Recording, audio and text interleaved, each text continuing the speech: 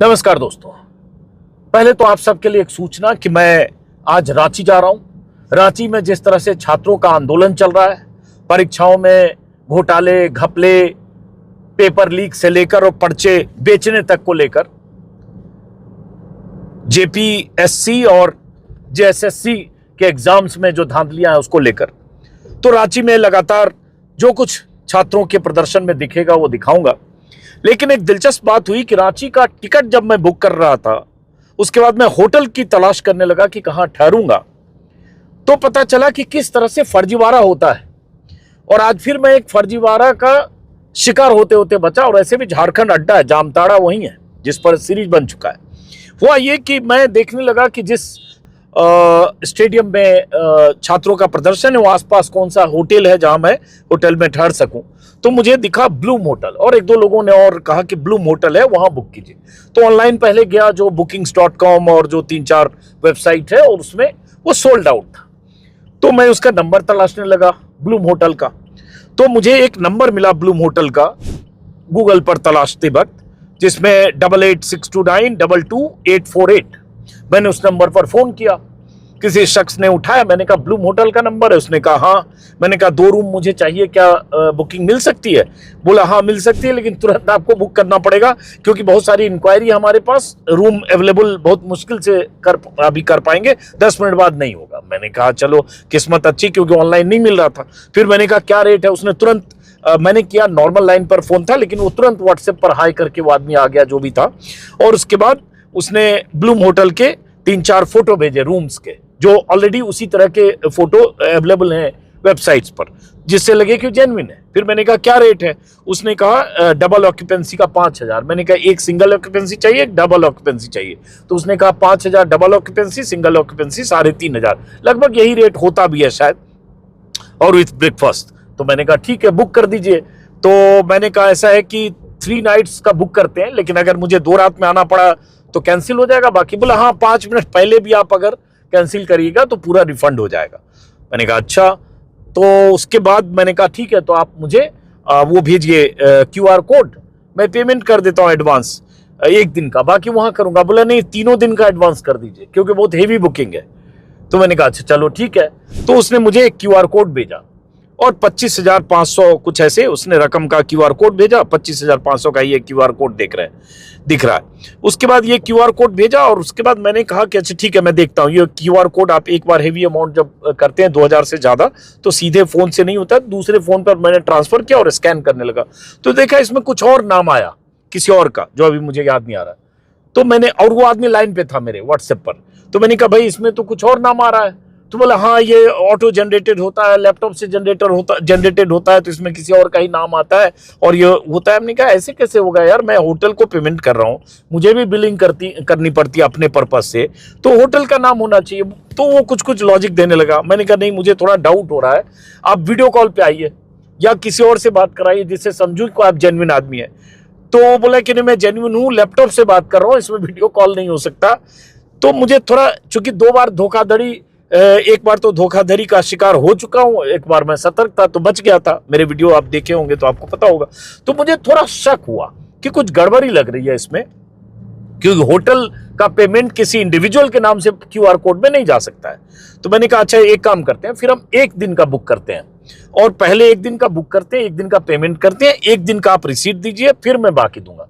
तो उसने फिर दूसरा QR कोड भेजा, जिसमें उसने 1 दिन का 8500 का QR कोड मेंशन था। अब फिर उसमें देखा तो उसमें कोई NR लाइब्रेरी आया। जब मैं पेमेंट करने के लिए उस पर गया तो फिर मैंने ऑनलाइन पे ही था, मैंने कहा यार ये तो किसी लाइब्रेरी का आ रहा है QR कोड। बोला हाँ रिजर्व बैंक का गाइडलाइंस है, QR कोड ऐसे ऑटो जनरेटेड होता है, बार बार नाम बदलता है। हमने क्या बात कर रहे हो यार, और ये फर्जीवाड़ा लग रहा है, आप मुझे बताओ, मुझे शक हो रहा है आप पे। बोला नहीं, हमने कहा वीडियो कॉल पे आओ या कोई दूसरा नंबर दो या किसी और आदमी से बात कराओ। वो नहीं करा रहा था, और मुझे होटल की जरूरत भी थी। मुझे लग रहा था कि कहीं ऐसा ना हो कि जेन्युइन हो और मुझे रूम ना मिले, क्योंकि ये भी कह रहा था मेरे पास बहुत सारी इंक्वायरी, जल्दी कराइए नहीं तो आपको रूम नहीं मिलेगा। तो मैंने कहा यार मुझे थोड़ा डाउट हो रहा है, मुझे चेक करने दो, क्योंकि ये कैसे हो सकता है कि किसी और के नाम पेमेंट करूं, मुझे भी बिल चाहिए। उसके बाद क्या हुआ कि मैं फिर वापस गया चेक करने गूगल पर, तो देखा नंबर यही है, और वो आदमी पैनिक कर रहा था, जल्दी जल्दी पेमेंट करिए, जल्दी पेमेंट कीजिए। तो फिर मैंने कहा नहीं, मुझे थोड़ा टाइम चाहिए, मैं चेक करूंगा कि आप सही हो कि नहीं हो। उसके बाद बोला हाँ सर चेक कर लीजिए, लेकिन उसके बाद आपको रूम मिलेगा नहीं क्योंकि बहुत हेवी बुकिंग है। तो मैंने कहा अच्छा ठीक है, मैं देखता हूँ। उसके बाद मैंने फोन काटा उसका, और उसके बाद मैं ब्लूम का नंबर पता करने लगा कि नंबर जेन्युइन नंबर क्या है। नंबर पता करने में देर हो रही थी, 2-3 मिनट लगे उसमें। फिर उसका कॉल आ गया कि सर मेरे पास बहुत सारी इंक्वायरी है, जल्दी आप पेमेंट करके बुक कर लीजिए, नहीं तो रूम्स नहीं मिलेंगे।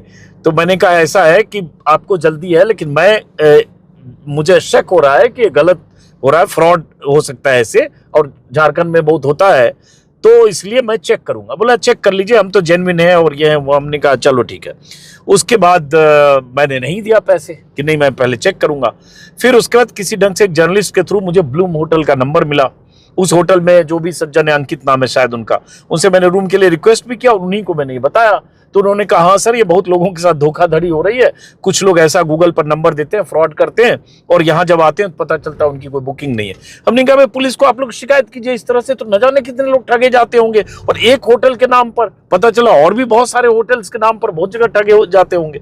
उसके बाद फिर मैंने क्या किया, उस आदमी तब तक क्या किया, उस आदमी ने अपना QR कोड डिलीट कर दिया। स्क्रीन मेरा देख रहे हैं, QR कोड डिलीटेड है।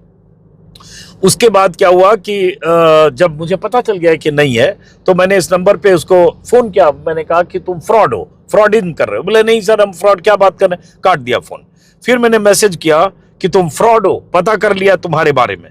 तो उस आदमी ने फोन किया मुझे, जो भी नंबर था। हमने कहा आप फ्रॉड क्यों कर रहे हो, पता किया तुम नहीं हो ब्लूम, बस फोन काट दिया। फिर मैंने उसने QR कोड डिलीट कर दिया, दूसरा वाला भी। फिर मैंने उसको लिखा QR कोड क्यों डिलीट किया, फ्रॉड, तुम लोगों को ठगते हो, तुम्हारा ब्लूम होटल से कोई लेना देना नहीं, तुम ठग हो। मेरी होटल वालों से बात हो गई, तुम्हारी शिकायत करता हूं पुलिस में। और उसने जो QR कोड डिलीट किया था वो सब इस पे डाल दिया, लेकिन खैर उसके बाद तो सन्नाटे में। तो देखिए फ्रॉड के क्या क्या तरीके होते हैं।